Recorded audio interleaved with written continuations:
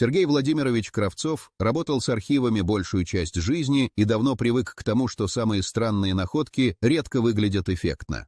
Обычно это были выцветшие описи, полустертые карандашные пометки, небрежно подшитые отчеты полевых экспедиций. Но та папка сразу выбивалась из общего ряда. У нее не было ни номера, ни названия, ни даже даты поступления.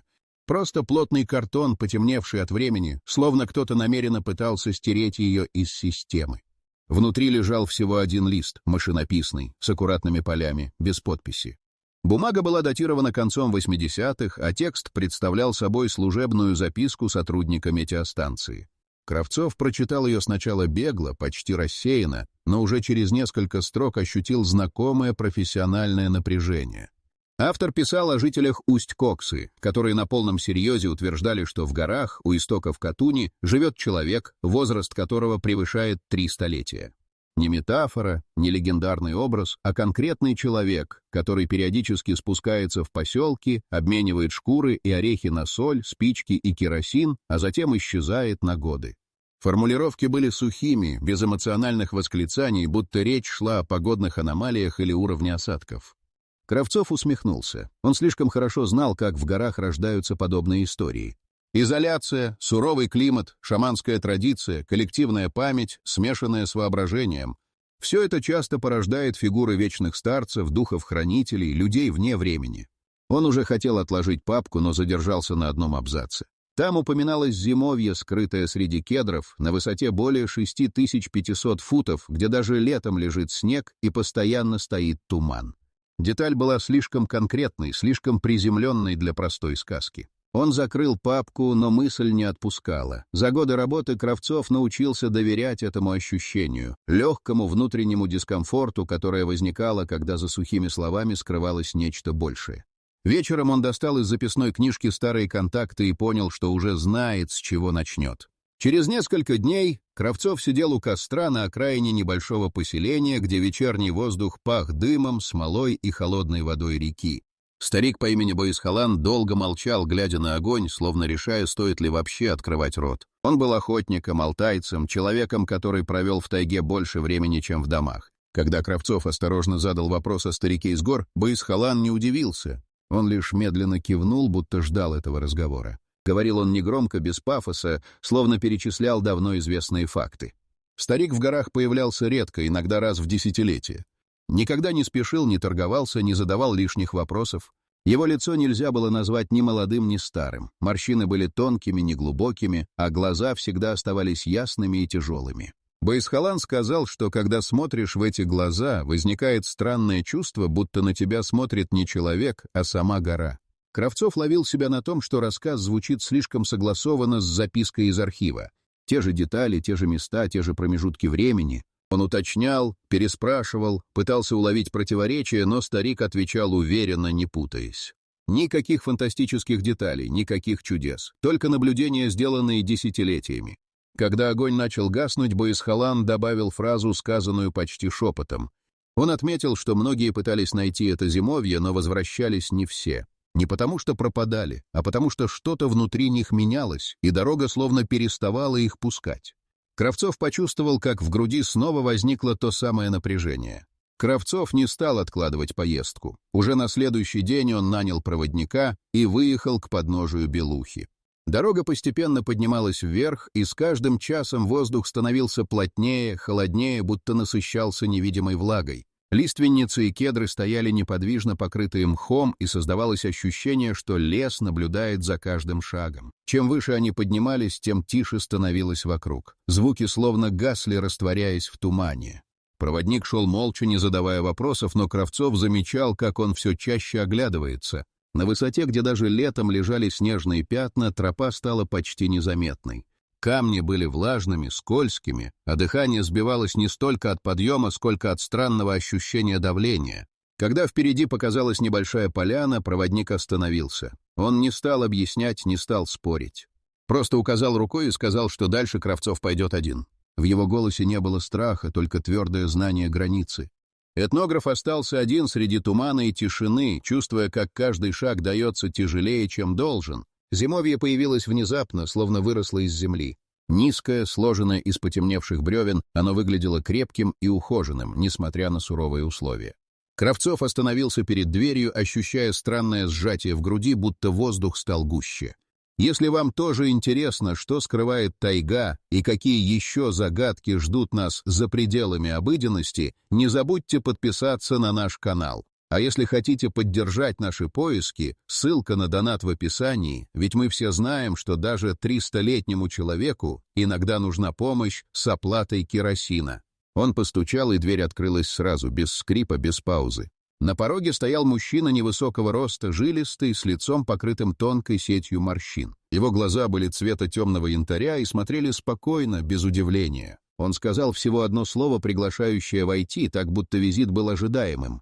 Внутри зимовья пахло сушеными травами, дымом и старым деревом. Обстановка была простой, но каждая вещь выглядела использованной, а не декоративной.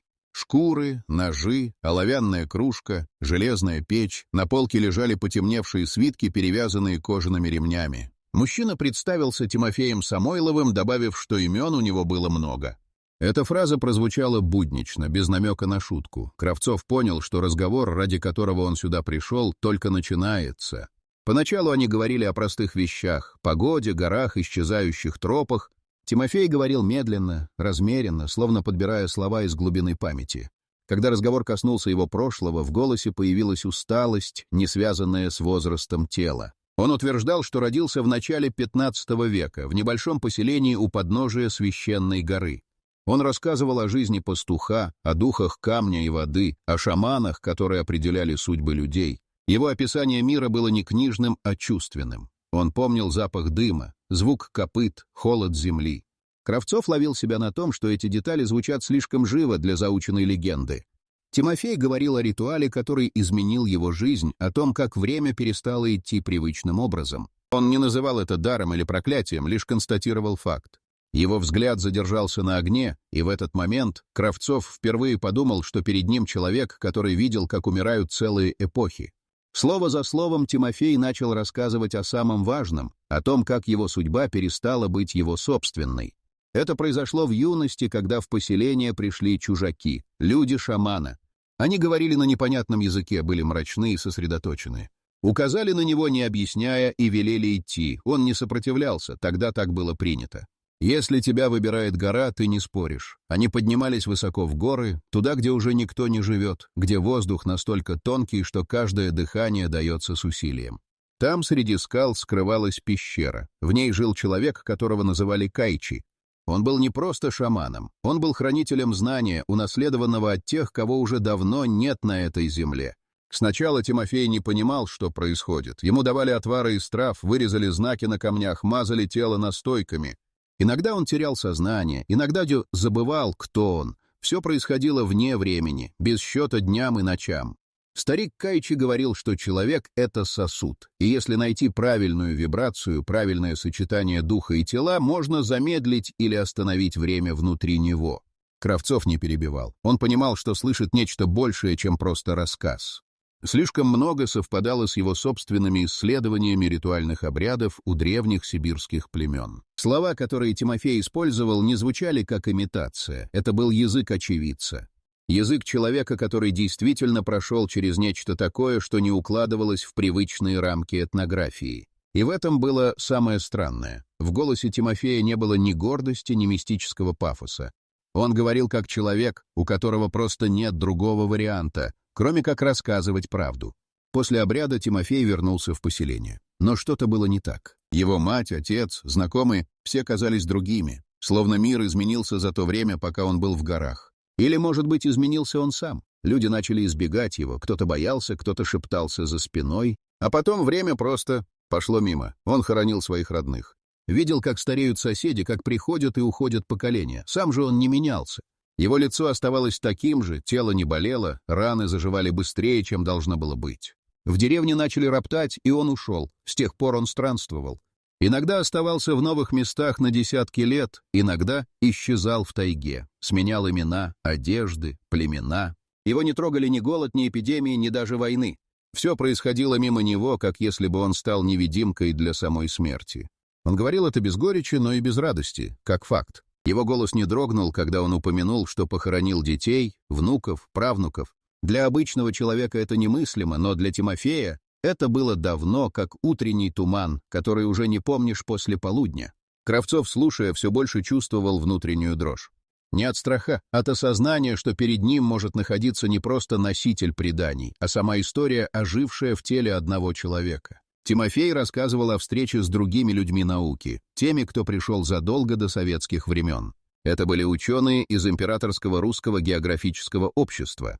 Они прибыли на Алтай в конце XIX века, ища следы древних верований, наблюдая за племенами и записывая их обычаи. Тимофей вспоминал, как они удивились, увидев его. Один из них сказал, что он похож на героя древней легенды, другой, что его лицо будто списано с изображений в старинных книгах. Они задавали вопросы, проводили измерения, просили позволить взять образцы крови, проверяли температуру тела. Кравцов понимал, что все это укладывается в рамки интересов дореволюционной науки. Такие исследования действительно велись, но особенно его поразило упоминание одного немецкого ученого, якобы связанного с теорией времени. Имени Тимофей не запомнил, но повторял, что тот человек утверждал: «Возможно, мы имеем дело не с человеком, а с явлением». В ту зиму, по словам Тимофея, они жили вместе. Ученые вели дневники, он слушал их разговоры, и все это время в нем нарастало чувство, что они не хотят понять его, а хотят использовать. Один из них говорил, что если изучить аномалию, то можно изменить саму природу старения.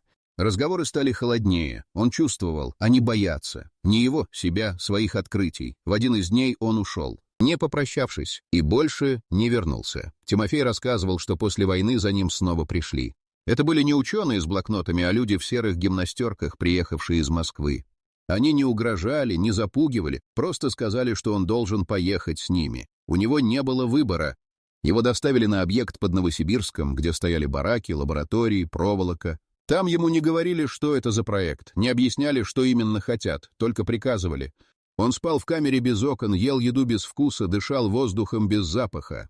Ученые ходили в белых халатах, делали уколы, снимали показатели. Один раз он услышал, как кто-то шептал: «Мы создаем бессмертного солдата». Тимофей не верил, что это возможно. Он чувствовал, они заблудились в собственных идеях. Они пытались поймать то, чего не понимали. Говорили о генной памяти, о биоритмах, о замедлении клеточного деления, но в их глазах была пустота. Страх перед тем, что они могут случайно найти. Он провел там долго, не знал, сколько именно. Все смешалось. Ночи, процедуры, одиночество. И в какой-то момент один из молодых сотрудников, парень с усталыми глазами, тихо сказал: «Беги, сейчас. Иначе они сожгут тебя ради формулы». Он сбежал, сменил все: одежду, имя, лицо. Но внутренне уже не был прежним, и только гора снова приняла его. Там, в тумане, где время снова забыло о нем, он построил свое зимовье и стал ждать. Кравцов слушал в полнейшей тишине. Лишь потрескивание дров в печи заполняло паузы между словами. Он чувствовал, что история подходит к кульминации, но не теряет ни капли достоверности. Тимофей рассказывал о побеге спокойно, почти равнодушно. Он не вспоминал с гневом или страхом, это просто был эпизод его жизни, один из многих. Но Кравцов уловил тонкую деталь. Именно с этого момента голос Тимофея стал тише, будто он устал не от слов, а от самого воспоминания. Он рассказывал, как молодой лаборант в белом халате, который еще помнил, что значит жалость, помог ему. Дал старую одежду, паспорт, карту. Самойлов до сих пор помнил фразу: «Ты не должен здесь умирать. Ты не часть этого мира». Сбегая, он слышал, как где-то в коридоре звучали тревожные звонки. Он не бежал. Он шел, медленно, как всегда. Он знал, что если начнет спешить, то дорога не отпустит. На следующий день он был уже в лесу. Снег, сосны, ледяной воздух — все это приняло его как родного. И тогда он понял, его время — это не линейный путь, а круг, и снова его путь привел его к горам, к холодному зимовью, к себе. Когда Кравцов покинул зимовье и начал спускаться вниз, ему казалось, что он выходит не из дома, а из другого слоя реальности. Горы вокруг выглядели так же, как и на подъеме, но ощущение было иным. Слова Тимофея цеплялись за память, как зазубрины на камне. Он пытался разложить услышанное по полкам: шаманский обряд, исчезновение старения, встречи с учеными, закрытый объект. Все это по отдельности имело объяснение, но вместе складывалось в нечто тревожно-цельное. Вернувшись в Горно-Алтайск, Кравцов первым делом сел за рабочий стол. Он достал полевые дневники, старые записи экспедиций, архивные копии. Его интересовали не громкие заявления, а мелочи, упоминания странных долгожителей, одинаковые описания внешности, повторяющиеся имена в разных эпохах. И такие следы начали всплывать. В одной старой ведомости он нашел запись о человеке с теми же инициалами, проживавшем в районе Катуни значительно дольше обычного. В другом документе фигурировал отшельник, исчезнувший без следа, но оставивший после себя вещи, датированные разными столетиями. Кравцов не делал выводов. Он просто отмечал совпадения, как опытный исследователь отмечает изменения рельефа на карте. Чем больше он работал, тем яснее понимал, история Тимофея не возникла на пустом месте. Она оставляла следы, и этих следов было слишком много, чтобы их игнорировать. Решение написать статью пришло внезапно, поздней ночью. Кравцов понял, что если не зафиксирует все сейчас, история начнет расползаться в его голове, теряя форму. Он писал без украшений, сухо, почти протокольно, устные свидетельства, архивные совпадения, личная встреча, отсутствие прямых доказательств, но и отсутствие логических опровержений. Текст получил название, которое он сам считал нейтральным «Вечный человек Алтая». Миф или забытый эксперимент истории. Публикация произвела эффект, к которому Кравцов оказался не готов. Статью начали цитировать. Сначала научные журналы, затем популярные издания. Телефон разрывался от звонков. Его приглашали на эфиры, просили комментарии, требовали разъяснений. В сети разгорелись споры. Одни обвиняли его в мистификации, другие называли смельчаком, прикоснувшимся к запретной теме. Кравцов наблюдал за этим словно со стороны. Его интересовала не реакция публики, а один простой вопрос: почему никто не может однозначно доказать, что Тимофея Самойлова не существовало? В этом шуме он начал замечать тревожную деталь. Некоторые комментарии выглядели слишком осведомленными, словно их авторы знали больше, чем говорили вслух. Через несколько недель Кравцов решил вернуться в горы. Не из-за журналистов и не ради новых сенсаций. Ему нужно было убедиться, что встреча действительно произошла. Дорога показалась знакомой до мелочей, будто он ехал по следам собственной памяти. Те же лиственницы, тот же тяжелый воздух, тот же подъем. Но когда он вышел к поляне, сердце сжалось. Зимовье стояло открытым, дверь болталась на ветру. Внутри было пусто, ни шкур, ни свитков, ни ножей. Только пыль, сухие травы на полу и выцветшая икона на стене. Создавалось ощущение, что место не забросили, а аккуратно очистили, оставив лишь следы присутствия. Кравцов долго стоял в тишине, слушая, как ветер проходит сквозь деревья. Он не нашел следов борьбы или спешки. Все выглядело так, будто хозяин просто ушел, зная, что возвращаться не будет. В этот момент Кравцов впервые ощутил не исследовательский интерес, а тревогу. Словно кто-то сделал ход, о котором его забыли предупредить. Вернувшись, Кравцов с головой ушел в анализ. Он сопоставлял рассказ Тимофея с историческими данными. Особенности погребальных обрядов, описанные стариком, совпадали с находками археологов. Упоминания редких слов из мертвых диалектов Алтая соответствовали реконструкциям лингвистов, опубликованным лишь в последние десятилетия. Особенно его поразили детали, которые невозможно было узнать из открытых источников. Описание костяных амулетов с оленьими рогами, найденных на плато Укок. Упоминание тамг древних родов, известных лишь узкому кругу специалистов. Эти мелочи не бросались в глаза обывателю, но для этнографа они были как подписи под документом. Кравцов все еще не верил в физическое бессмертие, но он начинал допускать другое, что перед ним человек, проживший несколько жизней под разными именами, обладавший уникальной памятью и знаниями. И чем больше он анализировал, тем яснее становилось: простым объяснением здесь не отделаться. Чтобы не вариться в собственных догадках, Кравцов отправился в Новосибирск к Михаилу Петровичу Зорину, историку, специалисту по раннему средневековью Сибири. Он ожидал скепсиса и был к нему готов. Зорин действительно начал разговор с иронией, но по мере чтения стенограммы беседы с Тимофеем его лицо менялось. Историк останавливался на отдельных фразах, перечитывал, сверял с картами и записями. В какой-то момент он замолчал надолго. Затем тихо произнес, что человек, не живший в XV веке, не мог бы знать таких деталей. Ни дат, ни имен правителей, а именно быта, запахов, мелочей повседневной жизни. Зорин не делал громких заявлений. Он лишь сказал, что если это фальсификация, то ее автор обладает знаниями, выходящими далеко за рамки одной науки. И в этом признании прозвучало то, что Кравцов боялся услышать больше всего — сомнение. Не в правдивости рассказа, а в прочности привычной картины прошлого. Следующим шагом Кравцов отправился к профессору Олегу Игоревичу Белову, эксперту по древним рукописям, специалисту в области палеографии. Он показал ему фотографии свитков и документов, сделанные в зимовье, и несколько подлинников, которые удалось аккуратно вывести. Белов не обещал чудес. Он начал работать в своей тихой лаборатории на окраине города. Дни тянулись в тишине, шелест бумаги, бормотание под нос, мерцание лупы. Кравцов наблюдал за ним молча, не вмешиваясь. Профессор фотографировал каждую деталь, проверял состав чернил, толщину бумаги, структуру линий. На 5-й день он сказал только одно: «Это серьезно?» Он показал микроснимки. Чернила — органические, состав которых совпадает с составами, использовавшимися в конце XV века. Бумага ручного изготовления, с волокнами из луба и следами водяных знаков, характерных для сибирских мануфактур времен Александра I. Самое поразительное — текст, писан старославянской вязью, но с орфографией, характерной для переходного периода. Один из листов содержал формулировку, которую встречали всего в 2 сохранившихся монастырских граммах. Стиль архаичный, но живой. Белов был сдержан, но его глаза выдавали внутренний шок. Он признался, если это подделка, то ее автор — мастер, способный обмануть не только экспертов, но и саму историю. Но все выглядело подлинным. Слишком подлинным, чтобы быть просто мистификацией. После экспертиз Кравцов решил посмотреть на всю историю с высоты. Буквально. Он повесил на стене большую карту Сибири и начал втыкать в нее булавки. Каждая точка — упоминание фигуры, похожей на Тимофея Самойлова. Архивная запись, газетная заметка, полевой отчет, устное предание. От Алтая до Иркутска, от Томска до Красноярска сеть начала разрастаться.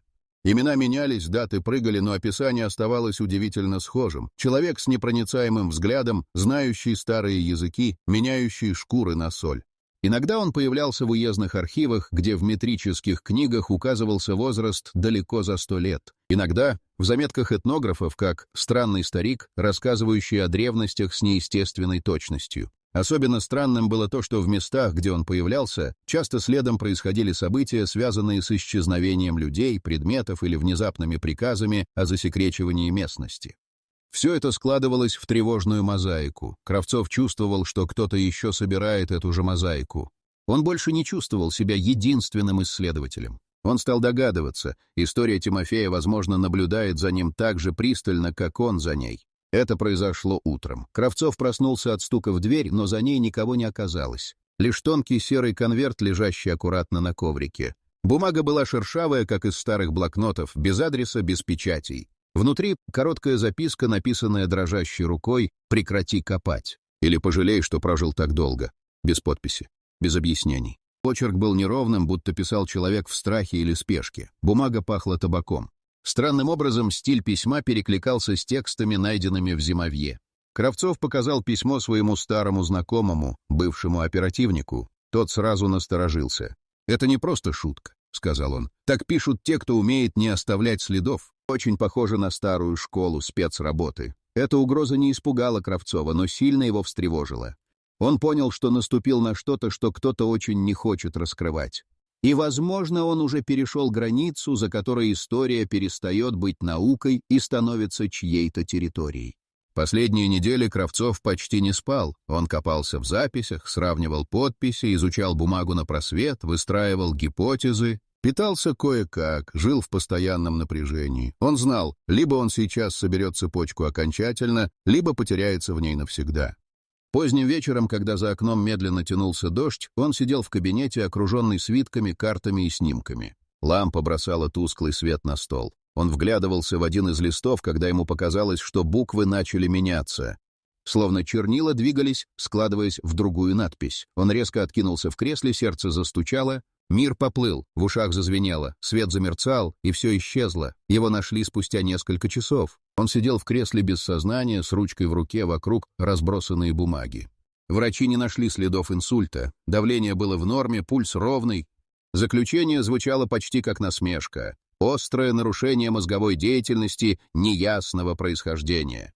Кравцов очнулся только на 3-й день. Белая палата, шипение аппаратов, приглушенный свет. Его сознание работало фрагментами, он помнил, что видел, или думал, что видел. Буквы, складывающиеся в другую фразу. После выписки он попытался вернуться к работе, но что-то в нем сломалось. Он избегал людей, не отвечал на звонки, почти не писал. Его окружение тревожилось, но он никому ничего не объяснял. Его ноутбук оказался заблокирован, а последняя запись в тетради обрывалась на полуслове. Если соединить все подписи, то картина становится ясной. Затем исчезли некоторые документы. Папка с надписью «Самойлов, вариант А» пропала. Кто-то в архиве клялся, что видел ее, но теперь ее не было. Появились слухи. Кто-то уверял, что Кравцов исчез вовсе. Кто-то, что он сменил имя. Некоторые считали, что его убрали. Но больше всего людей беспокоило другое. В горах Алтая снова начали замечать фигуру. В тумане у старого зимовья будто вспыхивал свет, а внизу у реки слышался голос.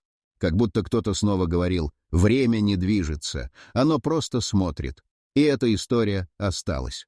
Не как факт, не как вымысел, а как тень, которую невозможно ни измерить, ни уничтожить. Она осталась как напоминание о том, что есть вещи, с которыми лучше не спорить. И есть люди, которые слишком долго живут, чтобы все еще быть обычными. На склоне горы, в маленькой деревушке, расположенной в Тибете, группа монахов уже несколько десятилетий ведет поиски источника бессмертия. Эти поиски не являются мифом, а реальной попыткой разгадать одну из самых старых тайн человечества. Монахи уверены, что в древних текстах скрыта информация о том, как обмануть время и стать вечным. Они изучают священные манускрипты, содержащие рецепты и ритуалы, которые, по их мнению, могут остановить старение. В то время как монахам верят в чудо, ученые из разных уголков мира начинают исследовать механизмы старения на молекулярном уровне. В 2020 году международная команда исследователей из Университета Калифорнии опубликовала прорывную статью о генах, которые регулируют процессы старения. Открытие продемонстрировало, что манипуляции с этими генами могут значительно продлить жизнь лабораторных мышей. Эти результаты вызвали волну интереса, и в научных кругах заговорили о возможности продления жизни человека. Среди участников исследования оказалась молодая ученая, доктор Анна Петрова. Она предложила идею применения технологий редактирования генов для лечения возрастных заболеваний. В своих опытных работах она нашла способ замедлить старение клеток, используя CRISPR, революционную технологию, позволяющую изменять ДНК. Вскоре ее работа привлекла внимание инвесторов и СМИ, и Анна стала лицом нового движения в научном мире. Тем временем, в другой части света, на острове Окинава, японские долгожители продолжают удивлять медиков своей продолжительностью жизни. Многие из них доживают до 100 и более лет, сохраняя при этом активность и здоровье. Ученые начали изучать их образ жизни, питание, а также генетическую предрасположенность. Оказалось, что на острове существует уникальная комбинация факторов, обеспечивающих долголетие, умеренность в еде, регулярные физические нагрузки и крепкие социальные связи. В то время как одни искали бессмертие в древних текстах, другие обращались к современным достижениям науки. В 2021 году в Лондонском медицинском центре была проведена первая успешная операция по восстановлению теломера, защищающего хромосомы. Этот прорыв стал настоящей сенсацией, поднимая вопрос, возможно ли, что человечество стоит на пороге открытия, способного изменить представление о жизни и смерти. Интрига вокруг бессмертия и тайны вечного человека захватывает более широкую аудиторию. Научные конференции, документальные фильмы и бестселлеры множатся, и все большему числу людей интересен вопрос, каково это — жить вечно. Вопросы о том, действительно ли возможно бессмертие и что оно означает для человечества, становятся актуальными. В этой гонке за вечной жизнью каждый шаг, каждое открытие открывает новые горизонты, заставляя поверить, что мифы могут стать реальностью. Научные исследования о бессмертии привлекли внимание правительств и частных инвесторов со всего мира. В 2022 году в Нью-Йорке состоялось международное собрание, на которое собрались ведущие ученые, предприниматели и миллиардеры. Обсуждали достижения в области биомедицины и этические аспекты возможного бессмертия. Доктор Анна Петрова представила результаты своих экспериментов, продемонстрировав, как редактирование генов в клетках может замедлить старение. В зале возникло напряжение. Многие задавались вопросом, что значит для человечества такая технология. В это время в тибетской деревне монахи продолжали свои поиски. В один из вечеров они нашли древний свиток, утерянный на протяжении веков. В нем говорилось о том, что бессмертие можно достичь не только с помощью науки, но и через духовные практики. Монахи начали обсуждать, как объединить свои знания с открытиями ученых. Это вызвало разногласия. Одни хотели следовать традиционному пути, другие — использовать современные технологии. Тем временем доктор Петрова получила анонимное сообщение с предупреждением о последствиях ее работы. Письмо содержало угрозы о том, что продолжение исследований может привести к катастрофе. Это вызвало у Анны страх и сомнения. Она понимала, что такие технологии могут быть использованы в неправильных руках, но ее стремление к преобразованию медицины и продлению жизни людей оставалось сильным. Следующей целью Анны стало получение разрешения на клинические испытания. Она подготовила документы и начала переговоры с этическим комитетом. Каждое заседание сопровождалось спорами. Некоторые члены комитета выступали против, указывая на риск создания суперлюдей, угрожающих обществу. В ответ Анна приводила примеры долгожителей с Окинавы, утверждая, что разумный подход к технологиям принесет пользу. Монахи Тибета решили отправить делегацию в лабораторию Анны, надеясь на совместные усилия в научных открытиях. В лаборатории они встретились с учеными, и разговор о сочетании науки и духа стал основой для нового исследования. Однако мнения разделились. Одни ученые были готовы сотрудничать, другие настаивали на отсутствии научного обоснования древних практик. На этом фоне в мире начали происходить странные события. В нескольких странах появились слухи о людях, достигших бессмертия. Некоторые утверждали, что их тела не стареют, другие, что могут исцелять себя. Эти истории стали активно обсуждаться в СМИ, порождая волнения среди ученых и философов. Каждый из них задавался вопросом, правдивы ли эти истории или это мифы, порожденные страхом перед старением. Вопрос о бессмертии вновь стал актуальным, и на горизонте замаячила новая волна исследовательской активности. На международной конференции в Лондоне ученые со всего мира обсуждали последние достижения в области продления жизни. Доктор Анна Петрова представила результаты своих исследований, касающихся редактирования генов, которые показали обнадеживающие результаты в увеличении продолжительности жизни лабораторных грызунов. Она отметила, что технология CRISPR может не только замедлить старение, но и улучшить общее состояние здоровья. В зале возникло оживление, когда некоторые участники выразили желание сотрудничать с Анной и ее командой. Тем временем в Тибете монахи начали применять методы, описанные в найденном свитке. Они организовали ритуалы, призванные объединить духовные практики с научными достижениями.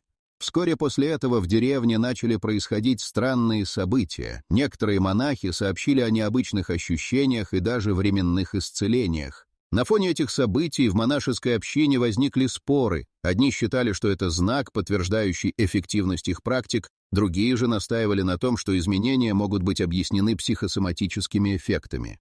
Научное сообщество получило еще одну сенсацию, когда в 2023 году в Америке стартовал эксперимент по применению стволовых клеток для регенерации тканей. Ученые из Гарварда объявили о первых успешных результатах, когда клетки, взятые у пожилых людей, были переработаны и введены обратно в организм. Испытуемые показали заметное улучшение здоровья. Это открытие вызвало бурное обсуждение, и многие начали предполагать, что технологии, которые когда-то считались фантастикой, стали реальностью. Наблюдая за успехами в науке, монахи решили отправить делегацию в Америку, чтобы изучить эти новые методы. Они надеялись на возможность обмена знаниями. Тем временем доктор Петрова получила новое анонимное сообщение, в котором утверждалось, что ее исследования могут быть использованы для создания опасного оружия. Это сообщение вызвало у нее тревогу и желание тщательно продумать свои дальнейшие шаги. Научные эксперименты по продлению жизни начали получать широкую огласку в СМИ. Появились новые статьи, в которых обсуждали возможность появления класса бессмертных. Общество разделилось. Одни считали, что технологии несут спасение, другие, что это приведет к социальному неравенству.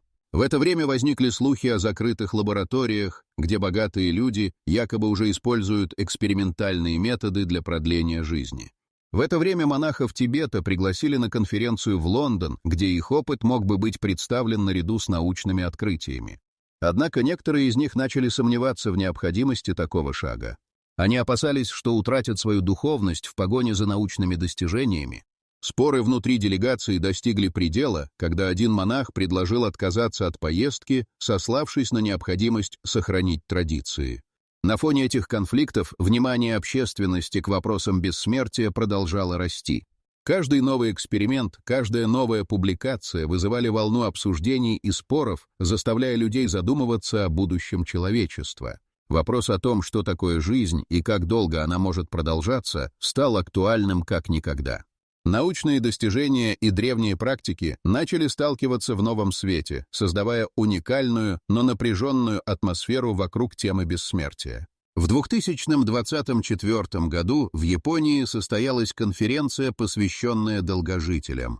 Ученые, медики и журналисты собрались, чтобы обсудить феномен людей, доживающих до 100 и более лет. Особенно интересовал исследователей случай 120-летнего человека из Окинавы, который утверждал, что знает секрет долголетия.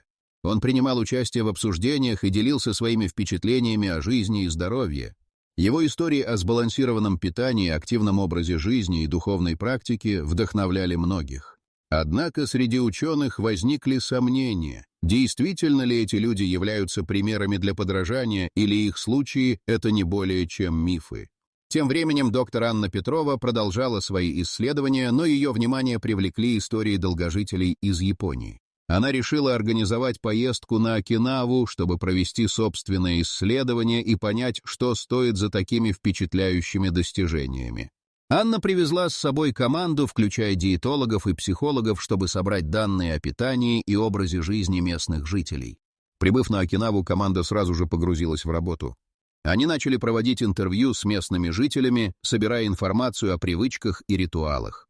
Многие долгожители говорили о важности крепких социальных связей, регулярных физических нагрузках и особом отношении к жизни.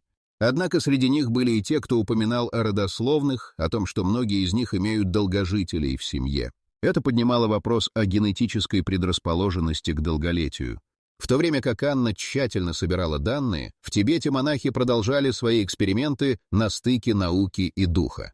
Одни из них начали открыто сомневаться в эффективности научных методов, утверждая, что их практики являются более глубокими и истинными.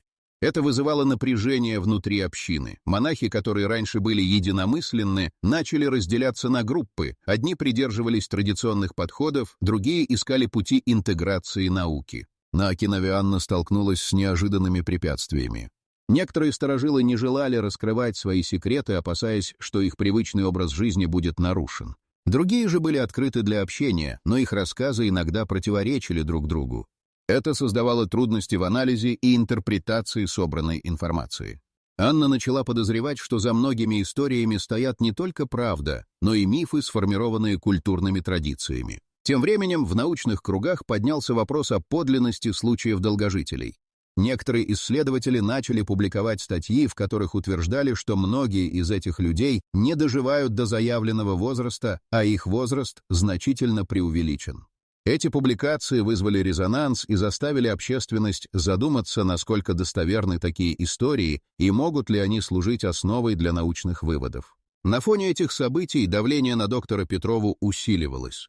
Ее работа становилась объектом обсуждения, и некоторые коллеги начали ставить под сомнение ценность ее исследований. Анна понимала, что ее успех зависит не только от научных данных, но и от способности убедить общество в важности своих открытий.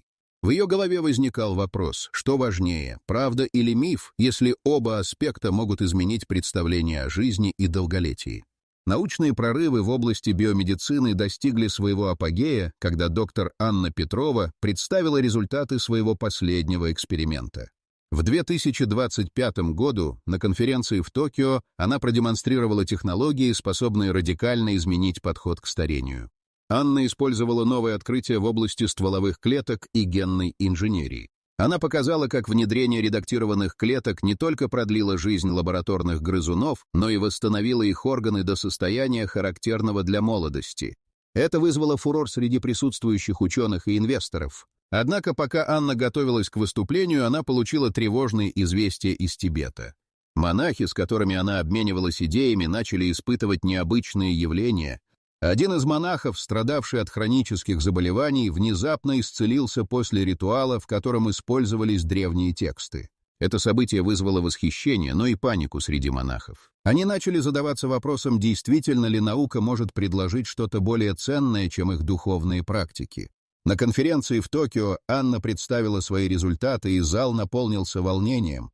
Участники задавали вопросы о возможных побочных эффектах и этических аспектах использования таких технологий. Один из ученых, выступавший против, заявил, что люди не должны пытаться обмануть природу. Это заявление вызвало бурные дебаты и накалило атмосферу в зале. Тем временем монахи решили отправить делегацию в Токио, чтобы увидеть Анну и представить свои наблюдения. Они надеялись, что их опыт поможет в понимании технологий, способствующих долгожительству. Когда делегация прибыла, атмосфера в зале изменилась. Монахи рассказали о своих практиках, упомянув о том, как достигают состояния, при котором тело исцеляется и омолаживается. Анна поняла, что науки и духовные практики могут пересекаться. Она предложила сотрудничество, заявив, что объединение их знаний может привести к новым открытиям. Однако в зале начались споры. Одни поддерживали идею интеграции, другие считали, что это не более чем мифология. Кульминационный момент наступил, когда один из монахов предложил провести эксперимент, чтобы проверить, может ли слияние науки и духа дать положительный результат. Он предложил взять образцы клеток у себя и сравнить их с теми, которые использовала Анна.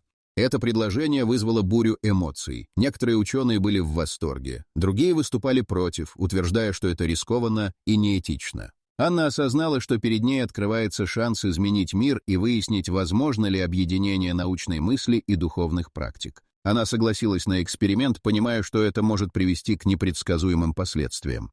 Это решение погрузило ее в новые глубины исследования и поставило под угрозу ее карьеру. Ситуация нарастала, и Анна понимала, что сейчас ей придется сделать выбор, который изменит все. Эксперимент начался в лаборатории Анны, где собрались монахи и ученые. Каждый из них был полон ожиданий, но в воздухе витало напряжение. Монахи предоставили образцы клеток, полученные после ритуалов. Анна и ее команда начали работу по сравнению этих клеток с редактированными стволовыми клетками. Для Анны это был шанс доказать, что наука и духовность могут идти рука об руку. Прошло несколько недель, и результаты начали поступать. Они оказались неожиданными. Клетки монахов продемонстрировали удивительные свойства регенерации, а некоторые из них даже показали признаки омоложения, схожие с наблюдаемыми у лабораторных грызунов. Анна была в восторге, но и обеспокоена. Успех исследования мог вызвать новый виток обсуждений об этике бессмертия. Общество стало воспринимать достижения науки с настороженностью. Мнения разделились. Одни считали, что продление жизни может привести к новому уровню существования, другие, что это угрожает самой природе человечества. В СМИ появились статьи о возможных социальных последствиях, если бессмертие станет доступным для всех. Некоторые боялись, что технологии окажутся в руках неправомерных людей, создавая классы бессмертных и угрожая балансу общества. Анна поняла, что ее работа не только научная, но и этическая. Она организовала пресс-конференцию для представления результатов исследования и обсуждения их последствий. В зале собрались журналисты, ученые и представители различных групп. Анна рассказала о успехах эксперимента и обратилась к вопросам морали и ответственности. Она призвала к открытости и диалогу, заявив, что технологии могут стать благом, если их использовать с умом. На конференции выступили сторонники и противники. Одни поднимали вопросы о потенциальных рисках, другие говорили о возможностях, которые открываются перед человечеством. Анна предложила создать международную этическую комиссию, которая будет следить за развитием технологий и их применением в будущем. После конференции начался новый этап в научном сообществе. Общество осознало, что бессмертие — это не только вопрос науки, но и вопрос морали и человечности. Появились инициативы по созданию образовательных программ, направленных на осознание ответственности за свои открытия. Ну что, друзья, если вас заинтересовали наши исследования о бессмертии, то не стесняйтесь подписаться на канал, ведь кто знает, возможно, вы тоже станете частью истории. А если хотите поддержать наш проект и помочь нам продолжать находить уникальные открытия, загляните в описание или наведите камеру на QR-код на экране. Помните, каждое ваше донатное спасибо — это шаг к новым приключениям в мире науки. В Тибете монахи продолжали свои практики, став катализаторами для обсуждений между наукой и духовностью. Они поняли, что их знания могут быть полезны, но и наука должна уважать традиции и духовные ценности. Анна, вернувшись к лабораторным исследованиям, продолжала работу над новым проектом. Ее действия могли изменить не только научное сообщество, но и понимание жизни. Хотя долгожительство и бессмертие оставались сложными темами, она была уверена, что впереди открываются новые возможности. История о поисках бессмертия, о пересечении науки и духа оставила след в сознании людей. каждый начал задаваться вопросом, что значит жить? Ответы были разными, но одно стало очевидным. Бессмертие не только в технологии, но и в нашем отношении к жизни и друг к другу.